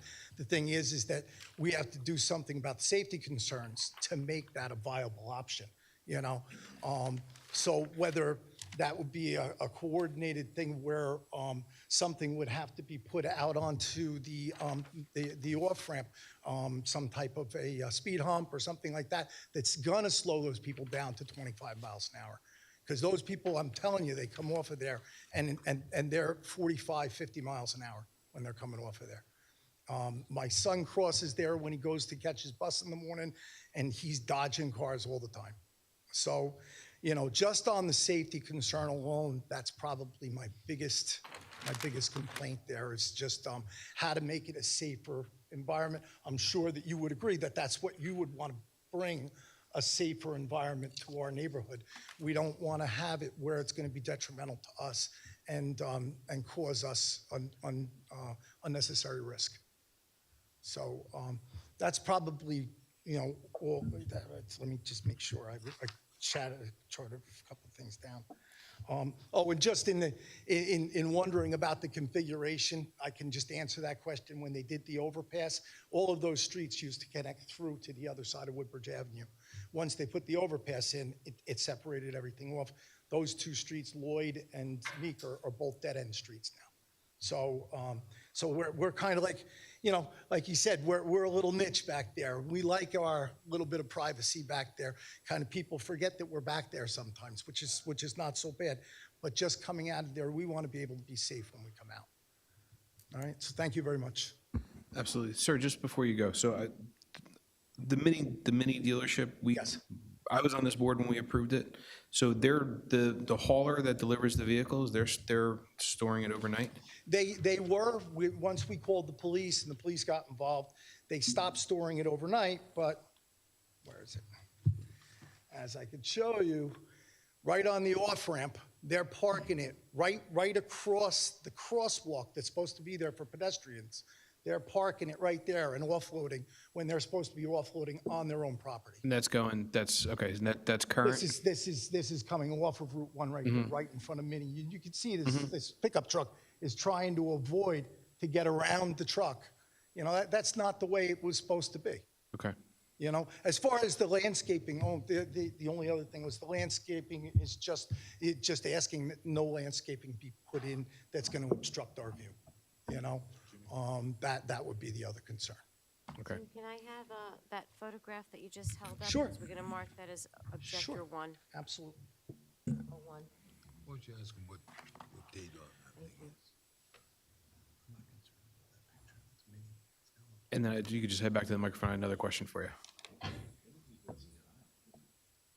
So the off-ramp where it's coming off there, that's Woodbridge Avenue, correct? That's Woodbridge Avenue, Okay, and correct. that's a county road, okay. Yes. So we have no jurisdiction over the county, we could just. I understand. Ask nicely, but you could also do so as a resident to ask. Listen, I completely understand. I live on a residential street that people race up and down every single day, and when it's school buses, Right. that really scares me.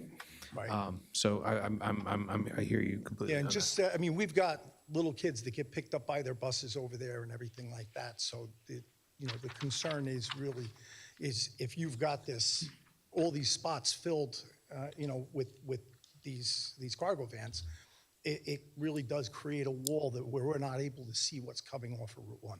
Okay, all right. Thank you very much, we appreciate it. Thank you. Is there anyone else within 200 feet subject to want to be heard? Anyone outside is 200 feet want to be heard? Seeing none, can I get a motion to close the public portion? Motion? Second. Motion made by Mr. Schneider, second by Mr. Cerrito. All in favor signify by saying aye. Aye. Opposed, nay. The ayes have it. Public portion is now closed. Mr. Garlick, do you have any summation? No, I've spoken enough tonight. I'm sure the board doesn't. I'm sorry, he was rustling papers in my ear. I couldn't hear you. I said I think I spoke enough tonight. I'm sure the board doesn't want to hear anything else Okay. from me. All right, thank you. So we'll now go to the board. Mr. Chairman, Mr. Dave? I make a motion to approve this application. The applicant has met all the negative and positive criterias. The site is particularly suited for the intended use, as the current use is auto repair shop. This is an extension of the auto repair shop. The use is not detriment to the public good or public safety. This motion will also incorporate all of the testimony of the applicant, attorney, planners, engineers, member of the board, as well as incorporate the following conditions as testified to. Number of vehicles at any given time will be no more than 9 outside in the parking spaces, and 4 or 5 may be inside. Applicant will also submit a landscaping plan, adding additional trees or shrub as required, subject to approval. Any hazardous material debris created by the repair of any vehicle, if any, will be handled according to environmental standards. Chair, I apologize to interrupt, but I just want to make a clarifying point as to the condition that was raised. The number of vehicles outside during business operations will be the 15 spaces. I think it's overnight. Overnight. There will be the 9 vehicles parked. I just want to clarify that, because I had heard that it was only 19 Mr. outside. Chairman, I would amend that 9 overtime parking spaces. Yes. 9 overnight. yeah. Overnight. Second. Okay. Motion made by Mr. Dave, second by Mr. Cerrito. Roll call, please. Mr. Charbonneau? Yes, yes, I would also like to add something. I'd like to ensure that there's no outside storage for parts and materials, and I'd also like to say that if the sign is being replaced, that it be compliant with the zoning, and additionally, no employee parking outside on Beaker Avenue. Yep, we're agreeable to that. Mr. Cerrito? Yes on the motion. Mr. Schneider? Yes on the motion. Mr. DeVay? Yes to the motion. Mr. Siddhartha? Yes on the motion. Vice Chair O'Gorman? Yes on the motion. And Chairman Gumbo? Yes on the motion. Unanimous approval. Congratulations. Thank you, everyone. Okay. Madam Secretary, any more business come before the board this evening? That'll be all this evening. Okay, can I get a motion to adjourn? Motion to adjourn. Second. Motion made by Vice Chairman O'Gorman, second by Mr. Schneider. All in favor signify by saying aye. Aye. Opposed, nay. The ayes have it. Board stands adjourned. Thank you, everyone. So it is electric. It's electric. Well, I looked at, and it's things that are from 2023 manufactured. It's the same law.